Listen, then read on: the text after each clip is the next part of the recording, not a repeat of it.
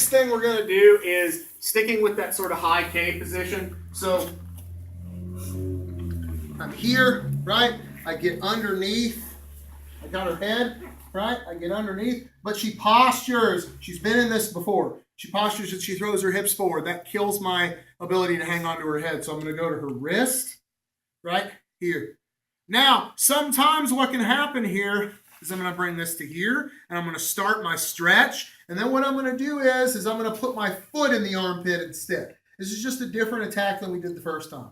Right now that I'm here, when I've got this foot in the armpit, I'll take the other foot and put it in the armpit as well. Now, something weird that will happen here sometimes is as I start to stretch, I'll actually be able to pull her across me, almost like an omoplata sweep. So I'll start to stretch, it'll pull her all the way across to where I can hop up.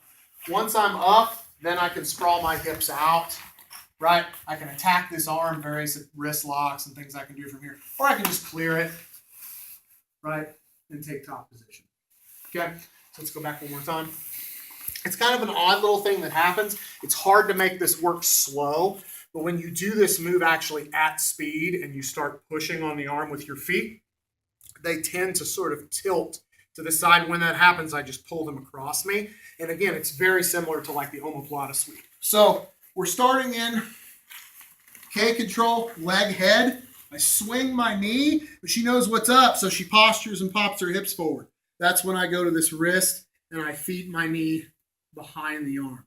Now from here, as I stretch, I go to the armpit, and as I begin to push, it sort of pulls her over the top. I come all the way up to my knees in this sort of squatted position on one knee. Right? From this position, almost like the reverse of sort of like the start of the rolling omoplata position. Okay, so we're kind of facing the wrong direction. I don't tend to attack this arm a whole lot from here. There are some attacks we can do. We can hold the elbow, hold the arm back, pull the leg backwards. There's a bicep slicer right there.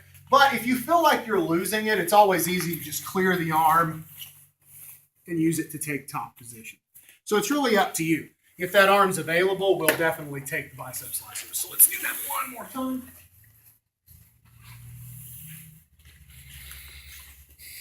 So we're here. Leg, head, I swing the leg, I get into my K control. She throws her hips forward to defend, right? I'm going to grab the wrist. I'm going to get it behind my knee, right? Or get my knee behind her arm, rather. Now from here, my foot, right, goes behind the arm. And I use this when this is not working. If they're really putting a lot of backwards pressure into my knee and I'm not able to just open them up here, I'll go here. I'll start stretching. It'll start bringing her across me. I'm just going to bring her all the way across and come up, right? Now from here, when I land, all I'm going to do is get to this position. I'm just going to retract this leg until my shin bone ends up across her bicep and my knee is in the hole where my hip sort of is. So I'll post on the floor. I'll retract my leg. Now my knee's in the hole and my shin is across her bicep. Right, and then I'm going to just very slowly put pressure and finish that bicep slicer.